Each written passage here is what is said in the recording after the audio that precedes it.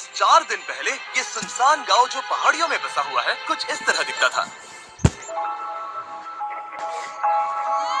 और क्योंकि ये गांव ग्वाटेमाला जंगलों के बीचों बीच बसा हुआ है, एक ऐसा ट्रॉपिकल एरिया जहां गर्मियों में भारी तूफानी बारिश होती है, तब इनमें से कई घर ऐसी भयानक परिस्थितियों के आगे टिक नहीं पाते और यहाँ के लोगों पर अपने परिवार की सुरक्षा के लिए घरों को बार बार बनाने का दबाव पड़ जाता है।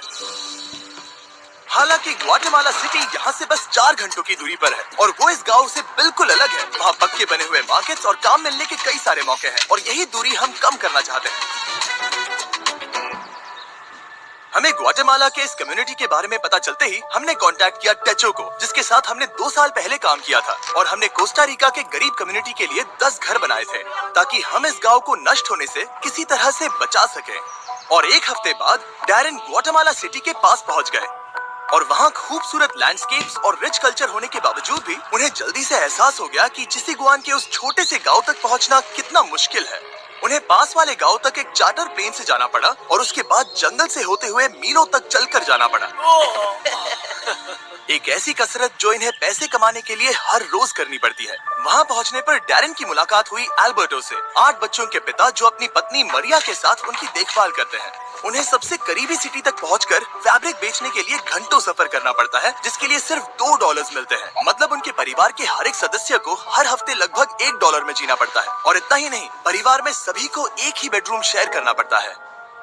अभी ये लोग जिन घरों में रह रहे हैं वो बहुत ही बुनियादी स्तर के हैं। इनके फ्लोर्स मिट्टी से बने हुए हैं। यहाँ कोई बिजली नहीं है। इन्हें घर में आग जलाकर खाना बनाना पड़ता है और खुद को गर्म रखना पड़ता है। और उसके साथ ही एल्बर्ट और उसके कम्युनिटी के लिए पीने का साफ पानी इकट्ठा करने का कोई इंतजाम नहीं है। हमें अब भी जाकर कुएं से पानी लाना पड़ता है और जितना पानी हम इकट्ठा कर पाते हैं वो हमारे पूरे परिवार के सदस्यों के लिए काफी नहीं पड़ पाता। अपने परिवार को पालने के लिए इन्हें इतनी मुश्किलों से जाना पड़ता है कि हमें यह देखकर बहुत बुरा लगता है। हम इस समुदाय की मदद करना चाहते हैं। इनकी जिंदगी में बड़ा बदलाव लाना चाहते हैं। इन्हें एक कंफर्टेबल और सुरक्षित जगह देना चाहते हैं जहां ये बच्चों को बड़ा कर सके। तो अगले कुछ दिन हम हमारे पार्टनर टेचो जो यहाँ काम करने वाले हैं उसके लिए हमारे पास एक बड़ी योजना है। तो बस 4 दिनों में हम यहाँ पर 15 नए घर बनाने वाले हैं जहाँ होंगे बेसिक इलेक्ट्रिसिटी के लिए कुछ सोलर पैनल्स, एक सैनिटेशन सिस्टम, कंक्रीट के फ्लोर्स, एक लकड़ी जलाने का चूल्हा और एक रेन हार्वेस्टिंग सिस्टम जो होगा स्टोरेज और फिल्ट्रेशन के साथ। टेचो में ऐसे लगभग 15 लाख वॉलंटियर्स हैं जो इस ऑर्गेनाइजेशन से पास होकर निकले हैं। इस तरह की एक्टिविटीज उन्हें उनकी पारंपरिक जड़ों से जोड़कर और उन छोटे कम्युनिटीज को सहारा देकर उनकी जिंदगी बदल सकती है। वो अपने और उन कम किस्मत वाले लोगों के बीच की दूरी कम करने में मदद करते हैं। अगले दिन सुबह सुबह जब उस काम को शुरू करने में 4 दिन बचे थे, तब टेचो के करीब 50 वॉलंटियर्स उस गांव में कंस्ट्रक्शन शुरू करने के लिए चले गए और उस गांव में सड़कें कम होने की वजह से डैरेन और उन वॉलंटियर्स को सभी बिल्डिंग इक्विपमेंट्स पहाड़ी की चोटी पर उठाकर ले जाने पड़े जहां वो नए घर बनाए जा रहे थे। इसलिए अगले 48 घंटे बहुत ही मुश्किल होने वाले थे।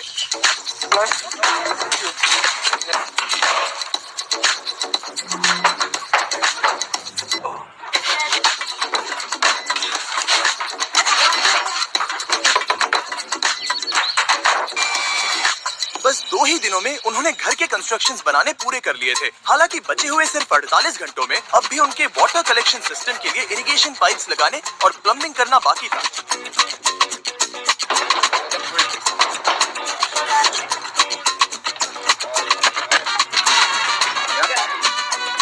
वो यहाँ पर बहुत सारा पानी इकट्ठा कर पाएंगे ताकि बारिश के ना होने पर भी इनके लिए पर्याप्त पानी मुहैया हो सके। ये उनके लिए एक बहुत बड़ी सुविधा है। मैंने कभी डैरेन की क्षमता पर शक नहीं किया, पर इस बार वक्त बहुत कम था। मुझे विश्वास नहीं होता, पर सूरज उगने से पहले उन्होंने वक्त पर काम खत्म कर लिया ताकि एल्बर्टो और उन सभी परिवारों को नए घर का सरप्राइज मिल सके। और बच्चे तो अपनी एक्साइटमेंट रोक ही नहीं पाए। चलो रिबन काटते हैं। हम तुरंत ही देख पा रहे थे कि ये समुदाय कितना खुश था।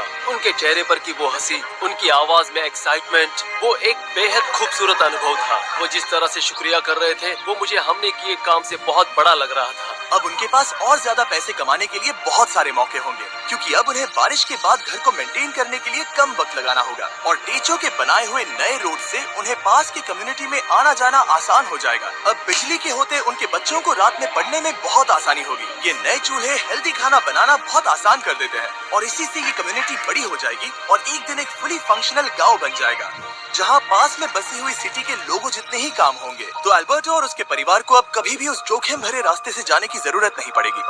हम इस सब के लिए बहुत खुश हैं। मेरी बीवी और सभी बच्चे भी इसे लेकर बहुत खुश हैं और मैं भी बहुत खुश हूँ।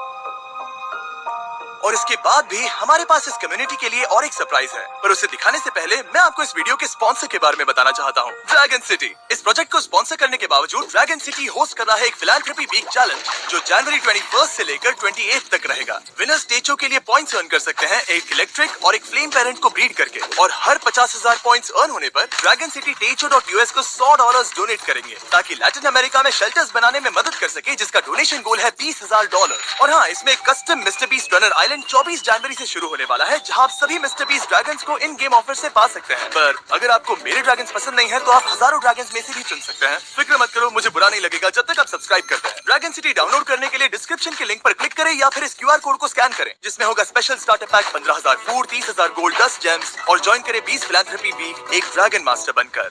वो 15 घर बना। Hello guys, you see our video Kalea up, Hamare channel ko, subscribe Kar Sakta Hea.